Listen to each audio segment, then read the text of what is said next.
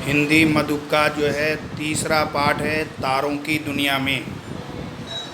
इस पाठ का जो मैसेज है, उद्देश्य है, संदेश देना चाहता है वो है सूर्य, चंद्रमा, तारों, ग्रहों आदि के बारे में विज्ञान सम्मत जानकारी देना। दूसरा बिंदु है विज्ञान सम्मत हिंदी शब्दावली से परिचित करवाना और पौराणिक कथाओं में नक्षत्र मंडल की उपस्थिति की जानकारी देना। धर्मशास्त्र और आधुनिक विज्ञान के अनुसार ध्रुव तारे की स्थिरता का मुख्य कारण बताना।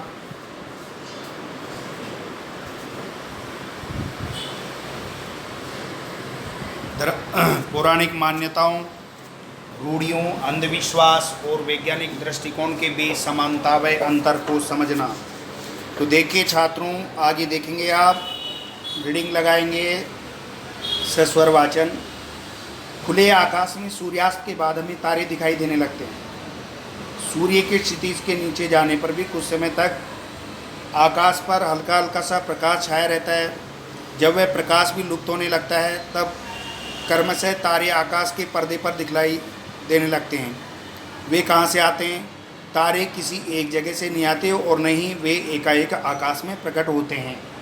वे अंतरिक्ष में मौजूद रहते हैं, पर सूर्य की चमक धमक के आगे उनकी चमक फीकी पड़ जाती है और वे दिन में दिखाई नहीं देते। इतना ही नहीं, चंद्रमा के धीमे प्रकाश में भी कई तारे लुप्त हो जाते हैं। तो आप कह सकते हैं कि तारे सूर्य से ही प्रकाश प्राप्त करते हैं और रात जब दिन में तो सूर्य के प्रकाश में उनका जो प्रकाश जो है शिथिल पड़ जाता है, इसलिए वो दिखाई नहीं देते। और जब अंधकार होता है तो वही तारे जो है हमें चमकते हुए दिखाई देने लगते हैं। और कुछ तारे जो हैं चंद्रमा के प्रकाश के कारण भी, क्योंकि चंद्रमा आकार में बड़ा होता है, उसका प्रकाश ज़्यादा होता है, तारे छोटे होते हैं तो उसके प्रकाश के अंदर हमें दिखाई नहीं देते। देखो बच्चों, तारे बहुत प्रकाशवान होते हैं। सूर्य भी एक तारा ही है, केवल निकट यानी होने के कारण वह बहुत तेजस्वी लगता है। जैसे 100 वाट पावर की बल्ब के 1 फुट की दूरी से देखने का अगर हम दुस्साहस करें तो आंखें चकाचौंध हो जाएंगी, किंतु वही बल्ब 100 मीटर की दूरी से देखने पर कितना तेज लगेगा। इसी प्रकार आकाश में दिखाई देने वाले तारों में कई तारे सूर्य से भी कई गुना प्रकाशवान हैं। मतलब आप कह सकते हैं कि सूर्य से भी बहुत ज़्यादा प्रकाश देने वाले तारे हैं, लेकिन एक तो पृथ्वी से दूर होने के कारण वे मंद लगते हैं और चंद्रमा का प्रकाश भी खुद उसका अपना नहीं बल्कि सूर्य का बिखराया प्रकाश है, सूर्य से ग्रहण किया प्रकाश है। तो आप कहते हो कि चांद और तारे जो हैं सूर्य से प्रकाश ग्रहण करते हैं और वही प्रकाश जो है हमें दिखाई देते हैं। तो चांद में अपना कोई प्रकाश नहीं होता। प्राचीन काल से तारों का अध्ययन करने वालों ने कई महत्वपूर्ण बातें देखी। उन्होंने देखा कि अधिकांश तारे सूर्य की तरह पूर्व से उदय होकर पश्चिम दिशा में अस्त होते हैं, पर एक तारा ऐसा है जो कक्षा में घूमने के बजाय स्थिर रहता है, वही है ध्रुव तारा। तो आप कहते हो कि आप देखो शाम के रात के समय वो तारा एक जगह स्थिर रहता है और उसका प्रकाश सबसे बड़ा भी होता है, जिसको ध्रुव तारा कहते हैं, जिसको हमारी पौराणिक कथाओं में बहुत महत्व दिया गया है। क्या महत्व दिया है कि राजा उत्तानपाद की 2 रानियाँ थी, सुनीति और सुरुचि। आप कहानी सुनेंगे, जिनमें सुरुचि, जैसा नाम ही है सुरुचि, उन्हें अधिक प्रिय थी। एक दिन सुरुचि के पुत्र उत्तम को अपने पिता की गोद में बैठे देखकर सुनीति के पुत्र ध्रुव ने भी वहाँ बैठना चाहा, परंतु सुरुचि ने उसे वहाँ से जबरदस्ती हटा दिया। इस घटना से शुद्ध होकर बालक ध्रुव ने भगवान शंकर की कड़ी तपस्या की। आखिर भगवान प्रसन्न होकर बोले, बेटा वर मांगो। तो ध्रुव ने ऐसे स्थान की मांग की जहाँ से उसे हटाया नहीं जा सके। वह ध्रुव आकाश में आज भी अटल मालूम पड़ता है। ये पुरानी कथा जो इसके साथ जुड़ी हुई है, उस भगवान शिव ने उनको वरदान दे दिया कि आप अटल रहेंगे तो आसमान में आज भी अटल है। किसी खास प्राकृतिक घटना को जिसका कारण विज्ञान द्वारा नहीं मिलता, ऐसी घटनाओं को लोक कथाओं में गढ़ लिया जाता है। लेकिन जैसे जैसे विज्ञान उन्नति करता रहता है, कारण मीमांसा भी आगे चलकर हो ही जाती है, कारण मीमांसा भी आगे चलकर बदल जाती है।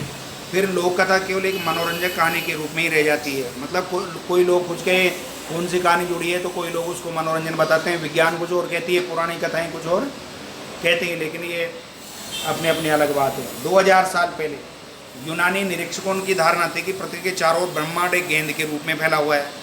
और ये गेंद एक धुरी पर घूमती है, पृथ्वी जिसको कहते हैं। इस धारणा के अनुसार तारे इस गेंद पर चिपके प्रकाश स्रोत हैं जो गेंद के साथ साथ घूमते हैं। ध्रुव तारा गेंद की धुरी पर होने के कारण नहीं घूमता। एक गेंद को किसी भी व्यास के चारों ओर घुमाकर देखो, गेंद की सतह पर दो बिंदु ऐसे मिलेंगे जो सदा स्थिर रहते हैं। 5वीं सदी में जन्मे भारतीय ज्योतिर्विद आर्यभट्ट ने इस धारणा का खंडन किया। अपने ग्रंथ आर्यभट्टी में उन्होंने ये दलील दी, देखो क्या उनका क्या मत है। आर्यभट्ट ने अपना मत बताया। क्या मत बताया? जिस प्रकार नदी के तट पर स्थिर वस्तुओं जैसे पेड़ है, मकान आदि जो भी आप देख रहे हैं वस्तु को नाव में बैठा व्यक्ति उल्टी दिशा में जाते देखता है, उसी प्रकार स्थिर तारे पृथ्वी से देखने पर पश्चिम दिशा में जाते दिखाई देते हैं। इसलिए आर्यभट्ट का ये दावा सही है कि ब्रह्मांड के तारे स्थिर हैं और हमारी पृथ्वी अपने उत्तर दक्षिण धुरी पर घूमती है। घूमती पृथ्वी से देखने पर भी तारे घूमते नजर आते हैं। लेकिन तत्कालीन एवं आर्यभट्ट के बाद के विद्वानों ने सही दलील का समर्थन नहीं किया और दुर्भाग्य से इस विचारधारा को 10 शताब्दियों तक उपेक्षित रहना पड़ा। 16वीं सदी में कोपरनिकस के विचारों का प्रभाव जैसे जैसे बढ़ने लगा, वैसे वैसे स्थिर पृथ्वी की कल्पना दोलायमान होती गई। आज हम ये जानते हैं कि क्या जानते हैं, पृथ्वी एक लट्टू की तरह अपनी धुरी पर चारों ओर घूमती है और ये धुरी उत्तर दिशा में ध्रुव तारे की ओर। हाँ, इस लट्टू के उदाहरण में एक और तथ्य भी छिपा है। जब तुम एक लट्टू को घुमाते हो तो क्या उसकी धुरी स्थिर रहती है? नहीं, वह भी धीरे धीरे शंकु बनाते हुए घुमा करती है। इसी तरह पृथ्वी की धुरी भी अंतरिक्ष में स्थिर नहीं है, वह भी धीरे धीरे घूमती हुई लगभग 20,000 वर्षों में एक चक्कर पूरा करती है। इसका मतलब ये हुआ कि सर्वदा ये धुरी ध्रुव तारे की ओर नहीं रहेगी। करीब 5,000 वर्ष पहले पृथ्वीवासियों को ध्रुव तारा भी घूमता नजर आता होगा, क्योंकि उस समय अटल स्थान था थुबेन तारे का। इसी प्रकार भविष्य में 11,000 वर्षों के उपरांत ध्रुव के बजाय वेगा अटल तारा होगा, ऐसा अनुमान है। यदि हम आकाश के तारों को ध्यान से देखें और कई महीने अपने निरीक्षण को जारी रखें तो हमें एक और बात दिखाई देगी, वह ये कि सामान्यतः हर तारा अपने पड़ोसी तारों की पृष्ठभूमि में स्थिर दिखाई देगा, यानी तारों के पटल पर कुछ इने गिने अपवाद छोड़कर सभी तारे स्थिर रहते हैं।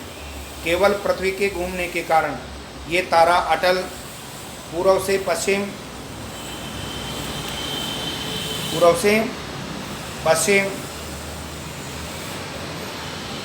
को सरकता नजर आता है। जो गिने गिने अपवाद हैं उन्हें ग्रह कहते हैं। यूनानी निरीक्षण ने ग्रहों को प्लेनेट यानी घुमक्कड़ का है, क्योंकि एक स्थान पर नहीं, क्योंकि उन्हें इनकी गति में अनियमितता दिखाई दी, इसलिए उन्होंने प्लेनेट ग्रहों को जो है घुमक्कड़ बताया, यानी घूमता हुआ। तारा पटल पर या सूर्य की दिशा से तुलना करने पर ग्रह कभी आगे कभी पीछे जाते दिखाई देते हैं। तो आप ये कह दोगे कि तारा पटल पर सूर्य की दिशा से तुलना करने पर, जब सूर्य से उनकी तुलना करते हैं तो तारे जो है कभी आगे तो कभी पीछे जाते दिखाई देते हैं। ग्रहों की विचित्र गति को देखकर सामान्य मानव ने यह धारणा बना ली कि इन ग्रहों में कुछ विशेष शक्ति होती है जिसके बल पर वे इधर उधर भटकते हैं। फिर इसी धारणा से फलित ज्योतिष को प्रोत्साहित किया। यदि ग्रहों में कोई खास शक्ति है तो हो सकता है ग्रह ना, जैसे सूर्य, चंद्र, भौम, मंगल, बुध, गुरु, शुक्र, शनि, ये तो उसका प्रभाव मानव जीवन पर भी पड़ता है। इसी प्रकार की कल्पना से मानव को लगने लगा कि उसके जीवन का नियंत्रण इन ग्रहों के प्रभाव से होता है। ग्रहों के घूमने की पहली सुलझी 17वीं सदी में योहान केपलर ने ग्रहों के निरीक्षण का विश्लेषण करके ये सिद्ध किया कि ग्रह मनमाने नहीं भटकते, बल्कि वे नियमित कक्षाओं में सूर्य के चारों ओर घूमते हैं। अपने 3 नियमों द्वारा केपलर ने ग्रहों की गति का पूरा विवरण दिया और उसी सदी में आइजैक न्यूटन ने उन तीनों नियमों का संबंध सूर्य के गुरुत्वाकर्षण बल से जोड़ा। इस प्रकार अब हम जानते हैं कि ग्रह शक्तिवान एवं स्वेच्छाचारी न होकर सूर्य के गुरुत्वाकर्षण द्वारा नियमित कक्षाओं में घूमते हैं। अतः जिस भ्रामक धारणा ने फलित ज्योतिष को प्रोत्साहित किया उसका अब कोई सबूत नहीं रहा। ग्रह और तारों का फर्क स्पष्ट हो चुका है। हमारे सूर्य के चारों ओर घूमने वाले ग्रह तारों की अपेक्षा हमारे काफ़ी निकट हैं, परंतु तारों की भांति स्वयं प्रकाशित न होने के कारण उन्हें और दूसरे तारों के ग्रहों को देखना मुश्किल है। ये संभव है कि अन्य तारों की भी ग्रहमालाएं हों। ग्रह पास हैं तो दूर हैं, लेकिन ये दूरियां कितनी लंबी। सन 1838 में बेसल नामक एक जर्मन ज्योतिर्विद ने तारों की दुनिया नापने के लिए पैरलैक्स विधि को सफलतापूर्वक अपनाया। क्या थी ये पैरलैक्स विधि? इस विधि से आसपास के लगभग 700 तारे की दुनिया आज हम नाप सकते हैं, किंतु आकाश में हम जिन तारों को अपनी आंखों से देख पाते हैं उनमें से अधिकांश तारों की दूरियां इतनी अधिक है कि उन्हें नापने के लिए पैरलैक्स प्रणाली को कामयाब नहीं होती है। आज ऐसी स्थिति है कि जो हम तारा हम देख सकते हैं उसकी दूरी पैरलैक्स विधि से नाप नहीं सकते, जिसकी दूरी हम नाप सकते हैं उसे देख नहीं सकते। तो आपके जो लेखक हैं जयंत विष्णु नार्लिकर ने पाठ लिखा है सूर्य, आप प्रासंगिकता देखेंगे सूर्यग्रहण, चंद्रग्रहण, तारों का टूटना आदि के बारे में आज भी अनेक झूठ हमारे समाज में मिथक जो फैले हुए हैं। ये पाठ अनेक प्रकार के मिथकों का समन करता है। इस पाठ का उद्देश्य ये कि हमारे सूर्य, चंद्र ग्रह, तारे वगैरह इनके बारे में लोगों की अलग अलग धारणाएं उनको दूर करने का इसका ये संदेश पाठ देना चाहता है। आज भी अंतरिक्ष और ब्रह्मांड को लेकर अनेक जिज्ञासाएं, सभी लोग इन ब्रह्मांड के बारे में जानना चाहते हैं, अंतरिक्ष के बारे में जानना चाहते हैं। उनमें से कुछ का समन करने में लेखक मतलब उनमें से आपको कुछ जानकारी इस पाठ के माध्यम से मिलेगी, आपकी जिज्ञासा थोड़ी समन यानी शांत होगी। धर्मशास्त्रों मिथकों का आधुनिक विज्ञान में अनुसंधान से साहचर्य संबंध आज अधिक महत्वपूर्ण है। तो माइंड मैप में आप देखिए कब दिखाई देते हैं, तारे अंतरिक्ष में सदाई मौजूद रहते हैं, बस सूर्य की चमक के कारण दिन में दिखाई नहीं देते। तो आप ये कहते हो कि तारे दिन में भी चमकते हैं, लेकिन सूर्य के प्रकाश के कारण उनका प्रकाश दिखाई नहीं देता। तारे कैसे होते हैं? तारे बहुत प्रकाशवान होते हैं, कई तारे तो सूर्य से भी अधिक प्रकाशवान होते हैं। तो आप कह दोगे कि सूर्य से भी ऊपर कौन है? तारे। तो छोटे प्रकाश दिखाई देता है, लेकिन कई तारे जो हैं सूर्य से भी, जैसे ध्रुव तारे का नाम है। आर्यभट्ट ने किस धारणा का खंडन किया? तो आर्यभट्ट ने ब्रह्मांड एक गेंद की तरह दूरी पर घूमता बताया है। तो इस गेंद पर चिपके प्रकाश स्रोत हैं और ध्रुव तारा गेंद की दूरी पर स्थित होने के कारण नहीं घूमता। ग्रह कैसे हैं? तारों की दुनिया में तो आप कहोगे प्लेनेट यानी घुमक्कड़, क्योंकि इनकी गति में अनियमितता दिखाई देती है, मतलब नियमित रूप से नहीं घूमते, सबका अपना एक समय होता है, उसके अनुसार ये विचरण करते हैं। तो फलित ज्योतिष क्या कहती है? कल्पना है जिसके अनुसार ग्रह विशेष शक्ति के कारण इधर उधर भटकते हैं, मानव जीवन को नियंत्रित करते हैं। आप लोग पंडित ज्योतिषी के पास जाएंगे, आप कहोगे कि शनि का दोष है, वो फलाना दोष है। तो ये कहना चाहता है कि एक कल्पना है जिसके अनुसार ग्रह विशेष शक्ति के कारण इधर उधर भटकते हैं और मानव जीवन को नियंत्रित करते हैं, ये फलित ज्योतिष कहती है। पैरलैक्स विधि के बारे में आपको बताया कि वह विधि जिससे आसपास के 700 तारों की दुनिया नाप सकते हैं। तो आसपास की 700 तारों की दुनिया जिससे नापी जा सके उसे पैरलैक्स विधि कहते हैं। तो आप ये क्वेश्चन ये पढ़िए, मानक द्रव्य वाचन उच्चारण कर लेंगे। कर्मशः अंतरिक्ष सदुषा स्रोत ब्रह्मांड गुरुत्वाकर्षण ज्योतिर्विद प्रत्यक्ष कोपरनिक्स प्राकृतिक स्वेच्छाचारी शुद्ध निरीक्षण प्रोत्साहित पश्चिम। तारे दिन में दिखाई क्यों नहीं देते? आपको अभी बताया मैंने, चंद्रमा को प्रकाश कहाँ से मिलता है? ध्रुव ने भगवान शंकर से क्या मांगा? दोलायमान पृथ्वी की कल्पना कब की गई? ये आपको मैंने अभी पाठ के अंदर बताया, आप क्वेश्चन आंसर कर लेंगे। ये करोड़ों मील दूरी से ग्रह तारे मानव जीवन को प्रभावित कर पाते हैं, उत्तर तर्क से आप दे देंगे। ये क्वेश्चन आंसर जो है लिखिए। गद्यांश पढ़कर प्रश्नों के उत्तर राजा उत्तानपाद की 2 रानियाँ जो आपको अभी मैंने पाठ के अंदर पढ़ाई है, सुनीति सुरुचि है ना, तो उसमें उसके पुत्र की गोद में कौन था? उसके बाद में जो है उत्तम कैसे वहाँ ध्रुव जो है सुनीति का पुत्र बैठना चाहा तो उसको बुरा लगा, किसको? सुरुचि को। वहाँ से उसे तो ज़बरदस्त हटाया, तो उसने जो है भगवान शंकर की तपस्या की और उसने अटल गोद में बैठने का वर मांगा, तो ध्रुव तारे के रूप में। तो आज भी ध्रुव तारा जो है आप अटल मालूम पड़ता है। ये शुद्ध बालक ध्रुव ने क्या किया, ध्रुव को कहाँ से हटाया गया, ध्रुव ने भगवान से क्या वर मांगा, जिसे हटाया न जा सके अटल, जिसे हटाया नहीं सके, एक शब्द लिख देंगे। सूर्य तारा होने पर भी बहुत प्रकाशवान क्यों है, यह आप कर लेंगे। यूनाइटेड ग्रहों प्लेनेट को मैंने पाठ के अंदर भी बताया, उसके आधार पर आप आंसर किताब में से लिखेंगे पीछे देख के।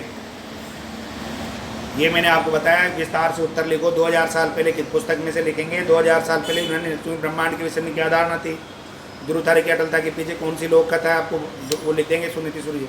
आर्यभट्ट ने तारों से संबंधित किस धारणा का खंडन किया और क्यों, तो आर्यभट्ट ने तारों से संबंधित जो है घटना का वर्णन किया, क्यों किया आपको मैंने अभी पढ़ाया है, उसके आधार पर आप किताब में आंसर लगा कर लेंगे। फलित ज्योतिष किसे कहते हैं, गणित के द्वारा जो फलादेश प्राप्त होता है उसको फलित ज्योतिष कहते हैं। इसके अंदर ब्रह्मांड की कल्पना के आधार पर ग्रहों की तुलना की गई है। ग्रह और तारों में अंतर स्पष्ट कर देंगे। तारे अनियमित होते हैं अर्थात चलायमान होते हैं, तारे जो है आसमान में होते हैं, वो स्थिर रहते हैं, परंतु वो दिन में उनका प्रकाश दिखाई नहीं देता। व्याकरण संबंधी आप कर दोगे, मूल शब्द और प्रत्यय अलग और उसी प्रत्यय से पश्चिम प्रकाशवान, ये आप व्याकरण के आधार पर करेंगे। ये सारे क्वेश्चन आंसर कर लेंगे, पाठ के होमवर्क कर लेंगे, होमवर्क करके और याद करेंगे। उसके बाद जब स्कूल खुलेगी तब हम आपको क्लास में अच्छी तरह समझाएंगे। ये शब्दार्थ हैं। तेजस्वी आप सबसे पहले शब्दार्थ करेंगे। तेजस्वी चमकीला, कक्षा में घूमने का एक निश्चित ऑर्बिट, शुभ दुखी, मीमांसा यानी विचार करना, ज्योतिर्विद यानी ज्योतिषी एस्ट्रोलॉजर, दलील तर्क देना, निरीक्षण जांच पड़ताल, गुरुत्वाकर्षण भार के कारण वस्तु का पृथ्वी के केंद्र की ओर खींचा जाना, फलित ज्योतिष ग्रह नक्षत्रों आदि के शुभ अशुभ फल बताने वाला शास्त्र फलित ज्योतिष कहलाता है। योहान केपलर एक वैज्ञानिक का नाम, इसी योजक की का प्रयोग।